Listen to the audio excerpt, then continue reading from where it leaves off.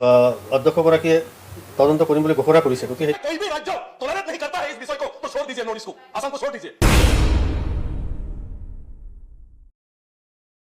British সরকারে আজিৰ cabinet বৈঠক ইসি মিটিঙৰ সিদ্ধান্ত লোৱা হ'ল যে অহা 6 মাহত আমাৰ এমচিএলএ সকলৰ দৰমহা 30% আমি কমাই লোৱা যাব।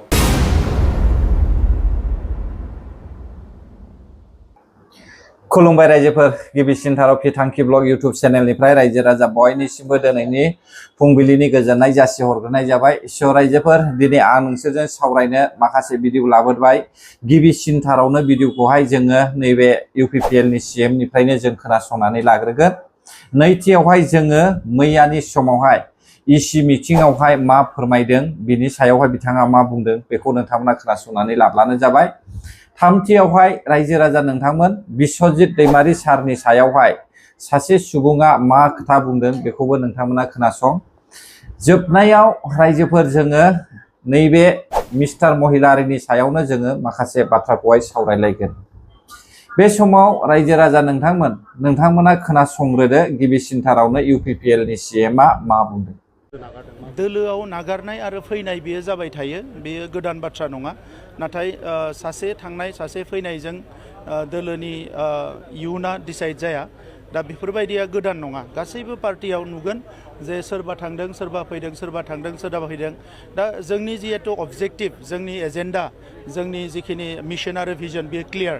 दा नंखायनो जों खामानि मावलांबाय थागोन। सोरबा थांगोन फैगोन बियो राजनितियाव जालांबाय थायो, खिन्थु जोंनि खामानिखौ जों मावलांबाय थागोन। दोलोआव नागारनाय आरो फैनाय बेयो जाबाय थायो, बेयो गोदान बाथ्रा नङा। नाथाय सासे थांनाय सासे फैनायजों दोलोनि इयुना डिसाइड जाया। दा बेफोरबायदिया गोदान नङा। गासैबो पार्टियाव नुगोन जे सोरबा थांदों सोरबा फैदों, सोरबा थांदों सोरबा फैदों। दा जोंनि जिहेतु अबजेक्टिभ, जोंनि एजेन्डा, जोंनि जिखिनि मिशनारि भिजन बेयो क्लियार। दा नंखायनो जों खामानि मावलांबाय थागोन। सोरबा थांगोन फैगोन बियो राजनितियाव जालांबाय थायो, खिन्थु जोंनि खामानिखौ जों मावलांबाय थागोन। नंगौ, पार्टियावहाय थांलायनाय फैलायनाय हाबलायलाय ओंखारलायलाया थाखायोखा। बेखौ जों सिगांनिफ्रायनो नुबोबाय थाखादों। नाथाय माखासे ओरैबायदि पार्टिनि दैदेनगिरि मावथिफोर दङ, बिसोरो एकमात्र फैसाखौल' होसोनानैहाय पार्टियावहाय ओरै खारलायबाय थायो। मानो होनब्ला बिसोरबायदि मानसियानो मा होनो पार्टिखौहाय बदनाम खालामो रायजोफोर। दा बिथाङा इनडाइरेक्टलि राकेश ब्रह्म आदैनि सायावहाय बाथ्रा बुंदों होननानैहाय आं सानो रायजोफोर। दानिया नैथियाव खोनासंदो, सासे सुबुङा मैया इसि मिटिंआवहाय मा सावरायलायदों बिनि सायाव मा बुंदों नोंथांमोना एसे खोनासंदो।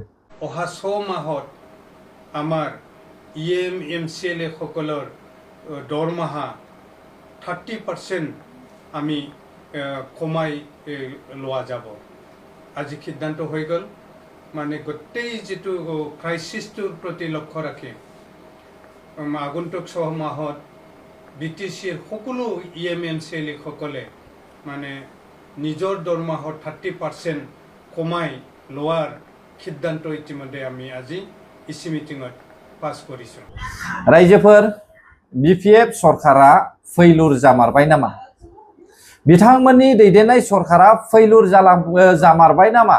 पावारानो गैमारला नामा बिथांमोननि दैदेननाय सरकारा? सारा भारतनि मोनफ्रोमबो खना खनला स्टेटआवनो, गासैबो स्टेटआवनो बेबायदि 30% सेलारि दाननाय नोंथांमोना खोनायाखै जानो हागौ। आमेरिका, इजराइल, इरानावहाय दावहा नांनाया जे जोंनि भारतआव गोग्लैदों, बियो माने गोहोम गोलैदों, बेखौहाय नोंथांमोना पेट्रल, डिजेल, गेसआवहाय नुनो मोनदों। नाथाय बेबायदि सेलारि डिसकाउन्ट खालामनाय, सेलारि पार्सेन्टेज दानलायनाय माब्लाबाबो नोंथांमोना खोनायाखै। मोनफ्रोमबो स्टेटआवनो नोंथांमोना खोनायाखै।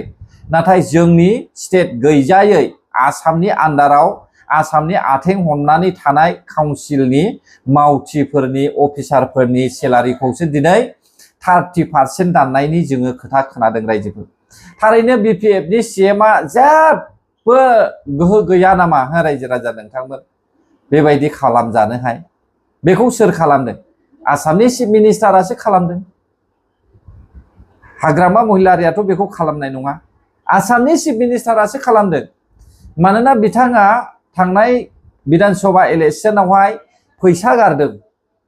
रायजो राजाफोरनोहाय बिजेपियाव भट होनो थाखाय फैसा गारदों दा बै फैसा खरसाखौहाय खहा जानायखौ सुफुंफिननो थाखाय दिनै बिटिसि सरखारनिफ्राय बिटिआर गभर्नमेन्टनिफ्राय बिथांमोना बख्लबफिनगोन आरो रायजो राजाफोरनिफ्राय मैगं थाइगंफोरनिफ्राय बेसेन बारायनानैहाय बोख्ल'नानै लाफिनगोन बेनिखायनो दिनै जोङो नुनो मोनदों रायजोफोर सेलारिखौ सिन्थायनो पार्सेन्टेज बानायनो नागिरनाय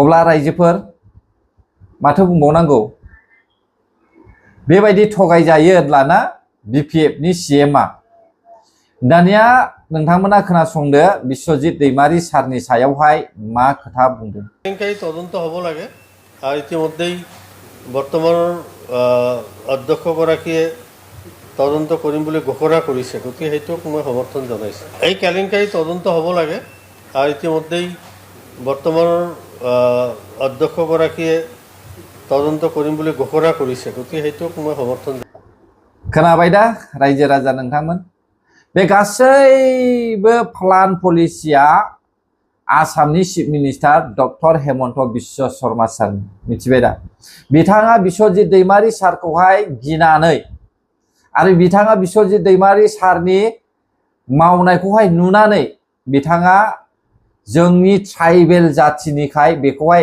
एरख'नो नाजादों मिथिबाय दा बाखि जेबो नङा नोंथांमोना नै सावगारियाव भिडिअ नायलाय बेसेबांबा समायना रमायना मानो लामानि बाहेरावबो दरखं मोखाङावबो बर'निनो बायखोन्दा नेरसोन खाम्फा गायसननानै दोनदों बे खामानिखौ सोर मावनाय बिश्वजित दैमारी सार एसेम्ब्लि सिङावहाय बर'नि रोखा रोखा आसामिसनि उनावहाय बर'नि आखर लिरनानै होनाय जादों बे खामानिखौ सोर मावनाय बिश्वजित दैमारी सार आरो बर' रावखौहाय आसामनि गेजेरावहाय नैथि अफिसियेल लेंगुवेज हिसाबै बाहायजानायनि खामानिखौहाय सोर मावनाय थांनाय 5 बोसोरनि गेजेरावहाय इउपिपिएल आरो बिश्वजित दैमारी सार अब्ला रायजोफोर बेखौ नुनानैसो आसामनि chief minister doctor Himanta Biswa Sharma सारा बिखौहाय बदनाम खालामनो नागिरदों मानो दुर्नीति जाया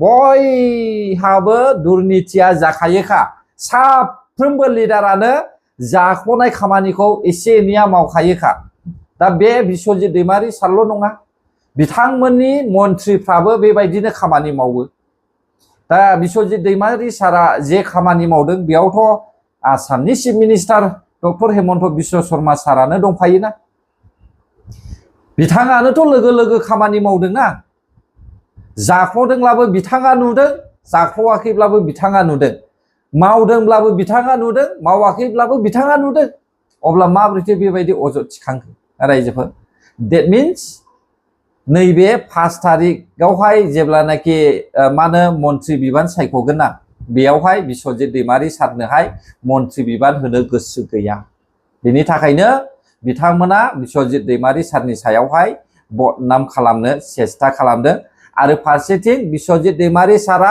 सासे ट्राइबेल बिथाङा नन ट्राइबेल नङा ट्राइबेल दा ट्राइबेल जानायखायनो बिथाङाबो बर'नि थै दङ ट्राइबेलनि थै दङ बेनिखायनो बिथाङाबो ट्राइबेलखौ मोजां मोनो आरो बेखौ ट्राइबेल नङैखाय नन ट्राइबेल्सफ्रा एरख'नो सेस्था खालामदों बेल'खा रायजोफोर बाखि जेबो नङा दानिया जोबनायाव रायजो राजा नोंथांमोना नैबे सावगारिखौ नायनानै ला दे इसि मिटिं मैयानि समाव जादों होननानैहाय जोङो खोनानो मोनदों इसि मिटिं दा बे इसि मिटिंआवहाय सावरायलायनाय खोनानाय मथेब्ला बेयावहाय सेलारि दाननायनि माखासे जोङो खोनानो मोनदों आरो आं सिगांबो बुंखाबायना सेलारि दाननायखौहाय बेखौहाय आं इसेबां बुंनांगौ होननानै सानला नाथाय आं बेखौनो सानबाय दे बिपिएफनि सिएमआ सासे फैलुर सरखार मिथिबायना पावारलेस सरखार बिपिएफनि सिएमआ एनडिएआनो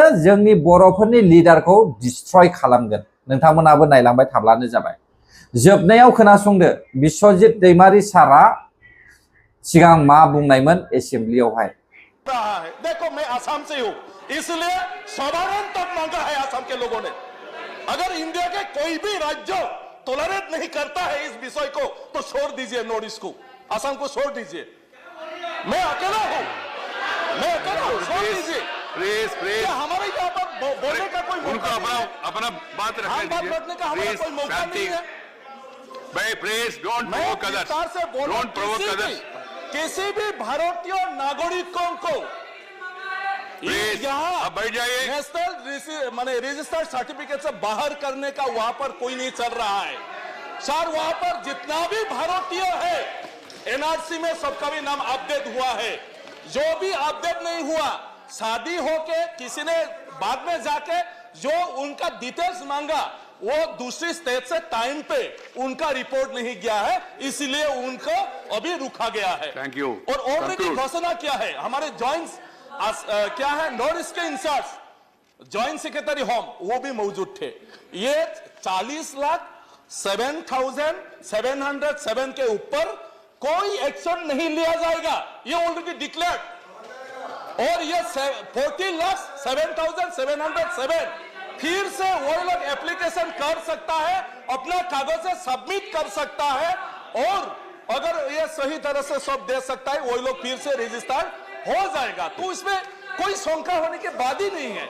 और इसीलिए आसाम में आज इस विषय को लेकर कोई झगड़ाबाजी नहीं है, कोई संग्राम नहीं है, सबको भी विश्वास है जो रह गया उनका फिर से वहां पर अपडेट हो जाएगा जब वो टाइम पे सारा कागज दे सकता है। तो इसके लेकर शंका होना नहीं चाहिए। बेफोर बाथ्राखौ नुनानै आसामनि चिफ मिनिस्टारा गिदों बिश्वजित दैमारी सारखौ मिथिबायना। नंगौ सारा भारतआवहाय ट्राइबेल्सफोरखौहाय मोजां नोजोरजों नाया। साफ्रोमबो नन एसटिनि लिडार्सफ्रा ट्राइबेल्स लिडारफोरखौहाय मोजां नाया आरो बिथांमोना गाज्रि मोनो, मोजां मोना। सायावल' बिसोरो जोंनि ट्राइबेल्सफोरखौहाय अनफ्लायो, नाथाय गोसो सिंजों अना रायजो राजा नोंथांमोन। थिग बेबायदिखायनो बिश्वजित दैमारी सारा एसेम्बलि हाउसआवनो पार्लामेन्टआवहाय बिथाङा मा बुंनायमोन, भारतखौनो आलादा खालामनायनि खोथा बुंनाय। मिथिबाय दा?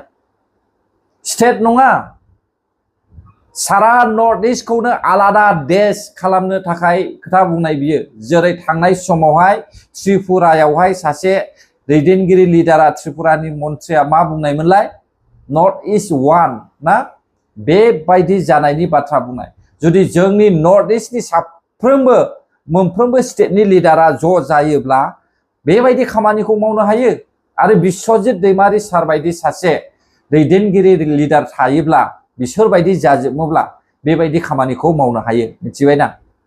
बेनिखायनो जोङो गेदार जानांगौ, इउनिट जानांगौ, नङाब्ला खामानि मावनो हाया।